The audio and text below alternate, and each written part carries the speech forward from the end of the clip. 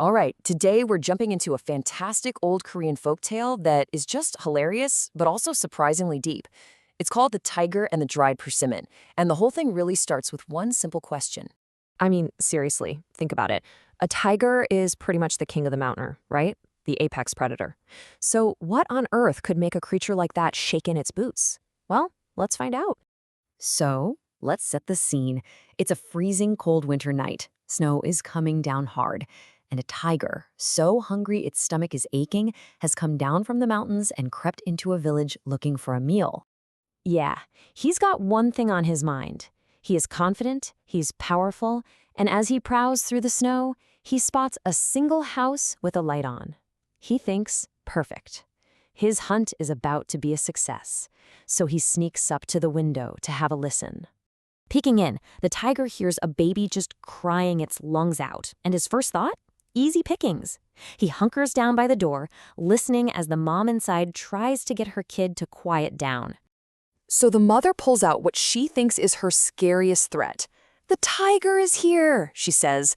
You can just imagine the tiger outside puffing out his chest, thinking, yep, that'll do it. But the baby just screams louder. The tiger is like genuinely confused, maybe even a little insulted.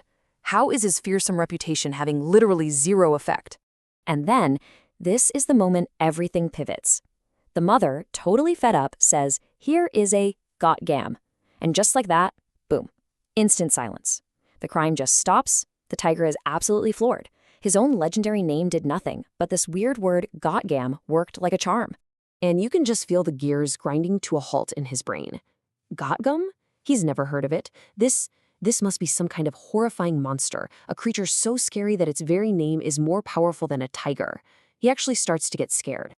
And here, my friends, is the punchline. This is the brilliant twist. While our tiger is picturing some fanged, clawed beast, we see the reality. A Gotgam is just a dried persimmon. It's a sweet, chewy, and totally harmless Korean snack.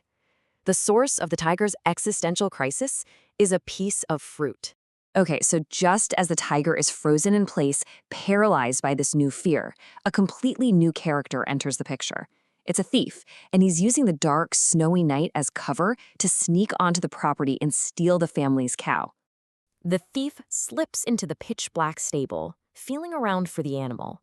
His hands brush up against a big, furry back. In the dark, he just assumes he's found a nice, plump ox. So, without even thinking twice, he hauls himself up onto its back, ready to make his getaway. For the tiger, this is it. The world ends now. He feels this thing land on his back, and his terrified mind jumps to the only possible conclusion. The Gascon found me. That terrifying monster is here, and it's on top of me. He is 100% convinced he is about to die. What happens next is pure, unadulterated chaos. The tiger, believing he's about to be eaten by this mythical Gotgam, just explodes out of the stable. He bolts into the night, running for his dear life. So now you have this incredible situation where both of them are in the exact same boat. They're terrified, but for completely different reasons. The tiger is bucking and running, trying to shake off this monster. And the thief, well, at this point, he's just holding on, hoping he doesn't fall off what he still thinks is a runaway farm animal. This is where the whole misunderstanding hits its peak. As the sun starts to rise, the thief finally gets a good look at what he's riding, and it's not a cow, it's a tiger. His fear goes through the roof. Meanwhile, the tiger just can't believe the strength of this Gotgam. It just will not let go. They're trapped together in this perfect storm of mutual mistaken terror. So the tiger is still sprinting madly through the forest, and the thief spots his one chance, his only hope. Up ahead, there's a big old tree with a low-hanging branch. It's his only way out. As the tiger barrels under the branch, the thief uses every last bit of his strength. He lets go, grabs on, and scrambles up into the tree. Finally safe. He's just watching from above, his heart pounding out of his chest. The second that weight lifts off his back, the tiger skids to a stop. He doesn't even dare to look behind him. He just lets out this huge sigh of relief, still totally convinced he just survived a fight with a legendary monster. He can't get over how strong that Gotgam was. And with that, the tiger just turned and ran. He fled deep, deep into the mountains, so thoroughly spooked by his experience that he never, ever came near that village again. The legend of the terrifying Gotgam was enough to keep him away for good. So, what's the big lesson here? When you boil it all down, this story is all about how our biggest fears often come from a simple misunderstanding. The tiger's own imagination cooked up a monster that was way scarier than anything real. It's just a great reminder that the things we don't know can seem so much more frightening than the things we do.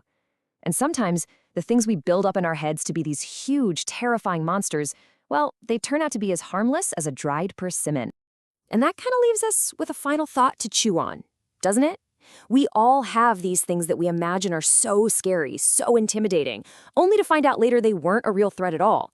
So it's worth asking yourself, what's your Gotgam? What harmless little persimmon might be holding power over you?